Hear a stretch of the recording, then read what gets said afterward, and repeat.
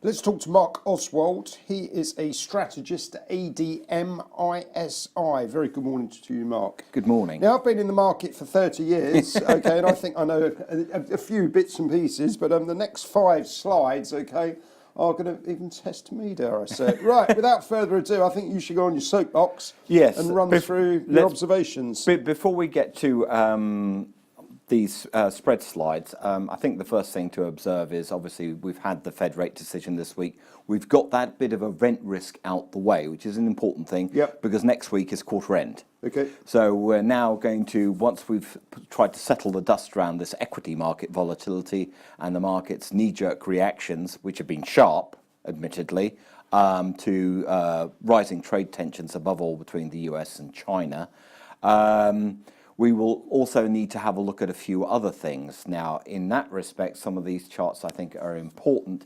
insofar as I've been talking about quite a lot of this for quite some time. When does risk market sentiment start to tail off? Yep. Obviously, we've seen this rise in money rates. We've seen this rise in Treasury yields. They've come back a bit as we've had a bit of flight to quality and flight to safety.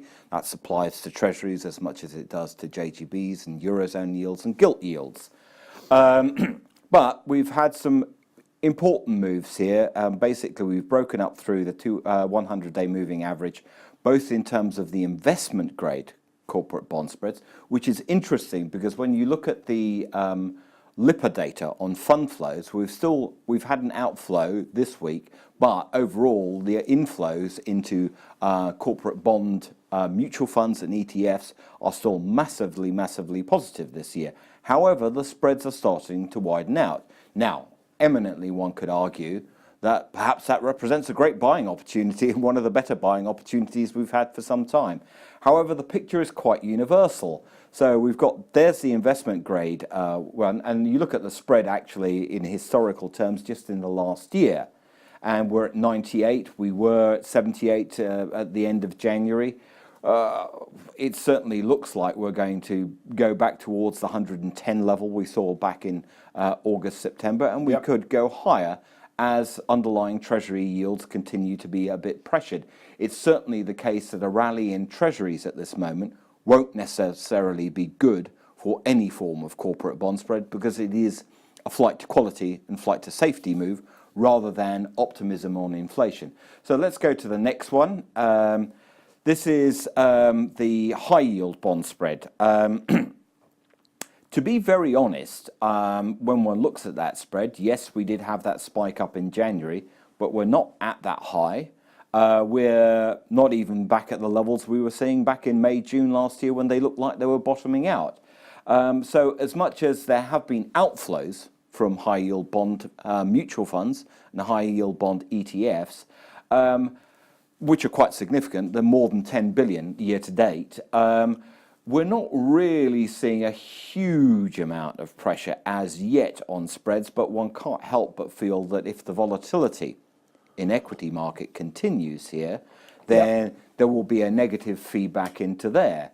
So let's move on to the next chart, which is probably more significant. There's been a lot of people, with the dollar being weak, who've shown a huge amount of enthusiasm for emerging market bond assets, and one can quite understand that. But here we have this rather sad-looking chart now. Has the spread widened very significantly to levels much wider than we were seeing in the second half of last year? No. However, it's crossed both the 100 and the 200-day moving average, and the trend starts to look very adverse. And as we know, with emerging markets, we're in a situation where they may be very modish at one moment, and then suddenly people perceive a whole load of risks which they said they could ignore when they piled in. But when they want to pile out, they find the door is quite small, and then you start seeing these significant spread widenings. If we go to the next one, I think this is always interesting to make this comparison. It's always been said, though from time to time the correlation completely breaks down, that junk bond spreads and junk bond ETFs are likely to be a lead indicator for the S&P 500. And so that's proved to be the case. Basically, they're mirroring each other at the moment. I suppose the only reassurance at the moment is the junk bond ETF hasn't actually gone through its low that we saw back in February. So the pressure isn't quite as much there, but it does still emphasize that on the down, we've got some downside here still. And finally, because as much as there may be a lot of people who are looking at the rise that we've got in volatility, they're looking at an adverse trade situation where we're suddenly questioning whether global growth and riskier assets are really worth investing in. And we've also been looking very, very closely at this big widening in the Libor versus OIS spread in dollars. Yes, it certainly has a lot to do with T-bill issuance in the States. That's been increased massively. Yes, it certainly has something to do with onshoring of what were offshore deposits in dollars. Because basically what effectively happens is the money goes onshore and then they borrow against it in the commercial paper market. However, one factor which is been largely ignored is we've had constant stop go on this debt ceiling business, trying to pass a spending bill. So yesterday, finally, whether it's wise or not, let's not judge the whole spending bill on its detail or anything else. It's more that one has been passed. We have a debt ceiling problem which is now kicked into the long grass into September. That's a good thing, because what we've kept on having is the US Treasury continuing to build every time we get to another debt ceiling deadline, and partly seasonally, continuing to build its balances at the Fed. Now, the thing with increased T-bill issuance in the States is that means the US Treasury is borrowing more, which is a concern, obviously, because that puts some pressure on short-term rates. If they want to keep on borrowing more and more, the market's going to demand a bit more of a risk premium.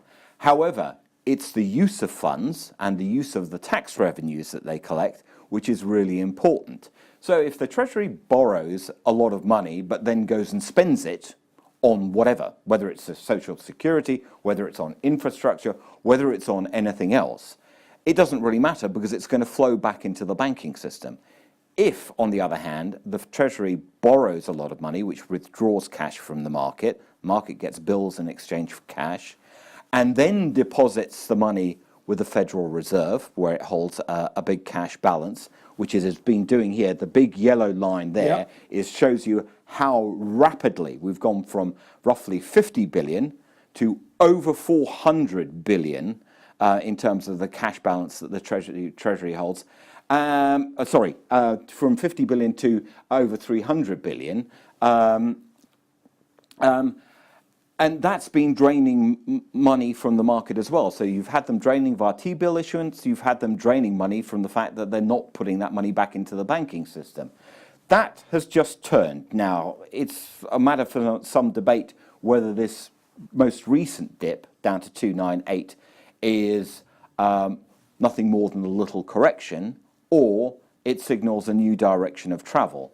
If it signals a new direction of travel, then that pressure, because the Treasury is taking money out of financial markets, starts to abate. And then you would expect to see, hopefully, the Libor OIS spreads start to tighten in again. Because the one thing that this is not an indicator of, in contrast to 2007-8, is a sign of distress in the banking sector.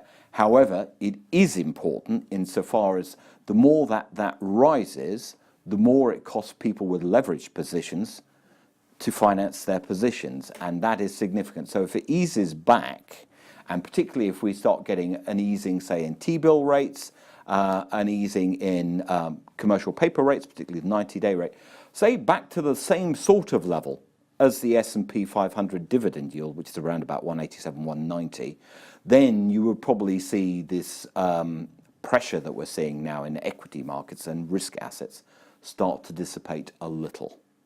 On that note, Mark, thank you very much indeed.